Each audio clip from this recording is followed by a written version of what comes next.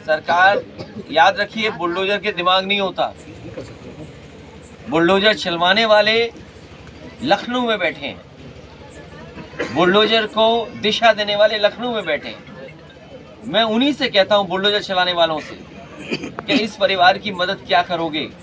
कानपुर देहात में जहां माँ बेटी जल करके मर गए, जलते हुए लाश देखी शासन प्रशासन ने, उसके पिता ने अपनी बेटी की जलती हुई लाश देखी, पत्नी की जलती हुई लाश देखी। वो ब्राह्मण समाज के लोग थे, ब्राह्मण परिवार के लोग थे। जिस बेटे को नंगा किया प्रशासन ने, वो ब्राह्मण परिवार का बेटा था। आखिरकार सरकार क्यों चुप है? जो बुलडोजर लेकर के बुलडोजर का डर दिखाते हैं, ना वहां पर कोई कार्रवाई की और ना यहाँ कोई मदद कर रहे हैं। याद होगा पत्रकार साथियों, और नीचे करो, इलाहाबाद की जो घटना हुई, इलाहाबाद की जो घटना सीसीटीवी के माध्यम से, अलग अलग कैमरों के माध्यम से जो उत्तर प्रदेश की जनता ने देखा कि बम चले, शूटिंग हुई और जो मुख्य गवाह था उसकी जान चली गई। जो सुरक्षा में पुलिस कर्मचारी, पुलिस के सिपाही लगे थे, उनकी जान चली गई। और जिस समय घटना हुई थी उस समय जिनको गोली लगी है सुरक्षा कर्मियों को, उन्हें अस्पताल ले जाया गया, लेकिन अस्पताल में भी इलाज नहीं मिला। उसी के दूसरे दिन और उसी के बाद जो घटना हुई वो आपके जिले में घटना हुई, जहां पर गोलियों से 2 लोगों की जान चली गई और इतनी गोलियां चली जिसकी कोई कल्पना नहीं कर सकता। विधानसभा में सत्र चल रहा था, दोनों मुद्दे उठाए गए। जब इलाहाबाद और प्रयागराज का मुद्दा उठा तो सरकार ने ये कहा कि जो भी अपराधी होंगे वो मिट्टी में मिला दिए जाएंगे। और यहाँ पर विधायक बैठे हैं जिन्होंने सवाल किया था।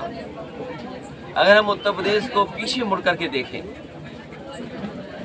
एक कानपुर देहात में जो घटना हुई जिसमें न्याय के लिए पूरा परिवार जिलाधिकारी के पास गया, और एक बार तो जब धरने पर परिवार बैठ गया तो उस परिवार के बेटे को कपड़े उतार दिए सर्दी में और नग्न अवस्था में उसे घर वापस भेज दिया।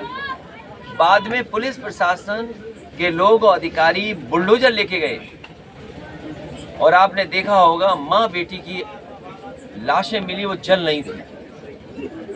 तो अगर इन घटनाओं को हम देखें तो उत्तर प्रदेश में कानून व्यवस्था शून्य है, और शून्य गरीब के लिए है।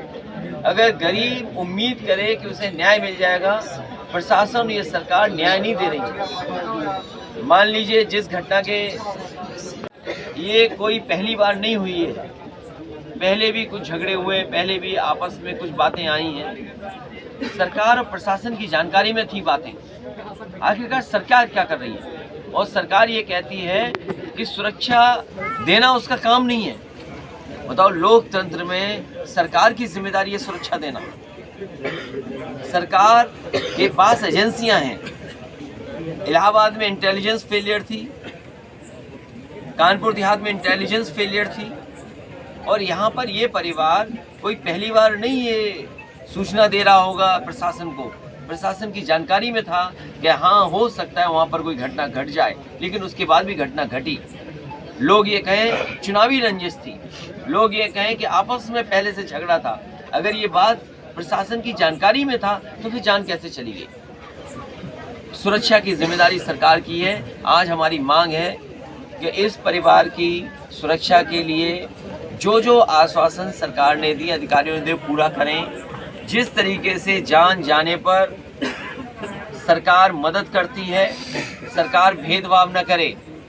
जिस समय मैं कानपुर देहात गया था, बलवंत सिंह की पुलिस कस्टडी में डेथ हुई, उसमें मैंने 1 करोड़ मांग की थी कि परिवार को 1 करोड़ की मदद हो।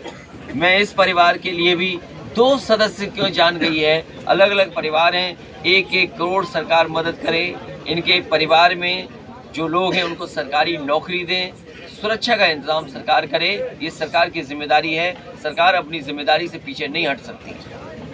और तब जब ये वीआईपी डिस्ट्रिक्ट है, ये एक वीआईपी डिस्ट्रिक्ट नहीं है, हारने वाला वीआईपी, जीतने वाला वीआईपी, हारने वाला भी वीआईपी है, जीतने वाला भी वीआईपी है।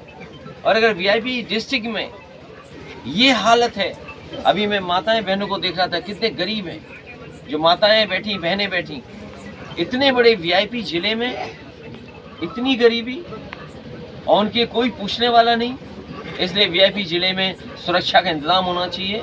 जो बड़े बड़े भाषण देते हैं सदनों में और दुनिया के बड़े बड़े प्लेटफॉर्म पर, कम से कम गरीबों की सुरक्षा मिले, गरीबों को न्याय मिले। जिस तरह से